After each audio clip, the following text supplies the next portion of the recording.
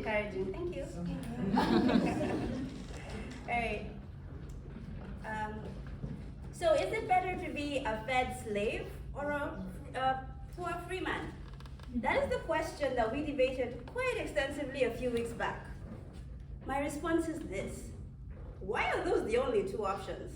Why is it either or? Why can't it be both and? Can't I be fed and free? Why must I be a slave to be fed? Who fed me that lie, that I am not the captain of my own ship? That I'm not the master of my own destiny? Who told me that I am incapable of creating the future that I want? Who told me that I cannot change my world? And who the heck created the paradigm that even allowed for that question to be asked in the first place? It's our leaders. Everything rises and falls on leadership. So why are we allowing our leaders to take us for a ride? Why are we continually electing the same leaders who we know will disenfranchise us? What is stopping us, the youth, from banding together and refusing to have our future ruined by incompetence and greed? What keeps us from stepping into the leadership roles in our countries? What are we waiting for? Well, perhaps you're like me.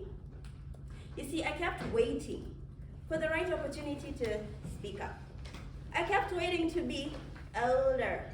I kept waiting for the elusive big break when finally I will have all the resources that I need to make the reforms that my community needs. I even kept waiting for somebody else to clean up the mess in my own country. But you see, I forgot. What I forgot was that in the second grade, I launched my first campaign to save the tigers in India.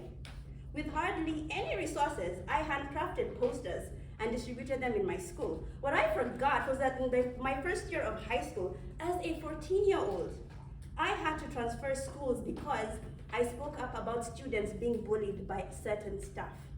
And I kept on forgetting. I forgot that after high school, I volunteered as a peer counselor in high schools where I empowered students with life skills to enable them to navigate life and pursue their dreams. I even forgot that I have been mentoring youth in schools and in churches for close to 2 decades. I forgot that in a small way, I was already cleaning up the mess in my own country by developing youth leaders. I was so focused on achieving something big, but I overlooked my own small achievements. There are no big breaks, only a series of small, consistent efforts that lead to huge milestones. But unfortunately, there are the youth out there who are just like me, waiting for opportunities to swing your way, waiting for big breaks, waiting for space to be created for them. Youth who have been fed the lie that things will never change in their country. But the reality is, we have to create the space that we want to occupy. If there's not a seat at the table, bring your own chair. We must create the opportunities that we hope to embrace. We must take the bull by the horns. The tomorrow that we have been hearing about is today, and the future that you have been waiting for is now. Now is the time to arise as African youth and to make our voices be heard. Now is the time to show the world that we are here and we have an agenda. Now is the time to have a say in the running of our governments. Or if not now, when? If not us, who? Who are we waiting for to change the narrative in our countries? Who are we waiting for to steer our continent in a different direction? Did you know that Africa has the youngest population, with 75% being under the age of 35? Did you know that the youth in Africa make up 19% of the youth in the entire world? Apparently, by 2030, the young Africans are expected to make up 42% of the world's youth. We, the youth in Africa, have the numbers. We have the ability to positively impact our countries, our continent, and the world. So what is stopping us? What is holding us back? In history, it is the youth in Africa who demanded for change. The Soweto uprising in South Africa in the 1970s was driven by high school students.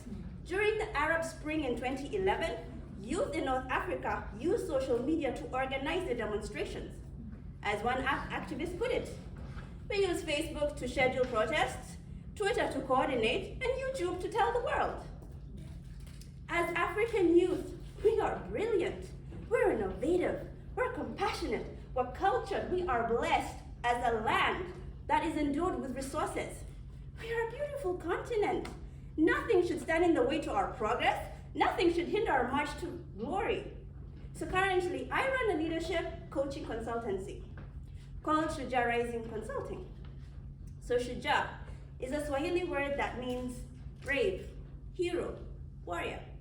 And I believe that there's a Shujaa in everybody. Leaders are born, they are not made. Sorry, leaders are not born, they are made. Right? I am in the business of empowering leaders so that they can stand out in whatever field that they're in. I aim to transform Africa and the world, 1% at a time. My goal is to create a leadership platform to bring together the youth in my country, Kenya, to actively participate in the governance of our nation and in various capacities. In Shakespeare's classic, Romeo and Juliet, Juliet asked the question, what's in a name?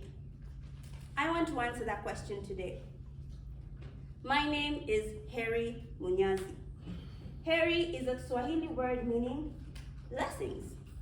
And I recently found out that in Malagasy, the language of Madagascar, Heri means a force. Munyazi means the one who plants, kind of like an initiator. It is also the name of the first woman to resist the British colonial rule in Kenya, a revolutionary in her own time. So what's in my name? Power, identity. I am a blessed force who initiates revolution. I'm no longer waiting for the right time to speak up. I'm no longer waiting for my big break to make a difference, because I already am. I refuse to be either free or fed. I choose both. You know, I thought I had to start a revolution to effect change, but now I realize that I am that revolution. I thought I was lost in a storm, but I realized that I am the storm. I am that force of change. So the next time that you are looking for a leader to change the situation in your country, child, please try looking in the mirror. You are the revolution in your country. You are the initiator who's going to bring reforms to your nation. So if you're waiting for the right time to start, that time is now. Are you waiting for the right time? There's no time like the present. So please, people, fellows, join me. And together, let us be the forces of change that sweep over our nations, sweep over countries, and sweep over Africa.